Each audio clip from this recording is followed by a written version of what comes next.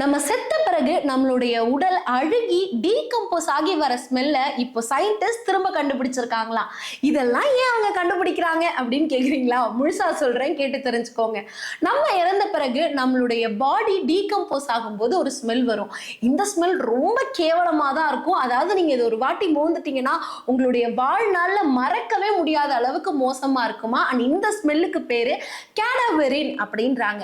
இந்த கேடவரின் அப்படிங்கிற இந்த ஸ்மெல்ல இப்போ சயின்டிஸ்ட் திரும்பவும் அப்படியே ரீக்ரியேட் பண்ணி கண்டுபிடிச்சிருக்காங்க.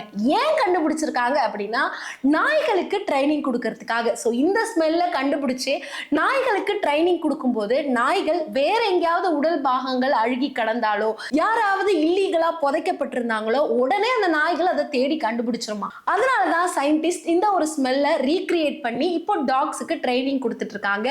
அண்ட் இந்த ஸ்மெல்லுக்கு பேரு கேடவரின் அப்படின்னு ஞாபகம் வச்சுக்கோங்க.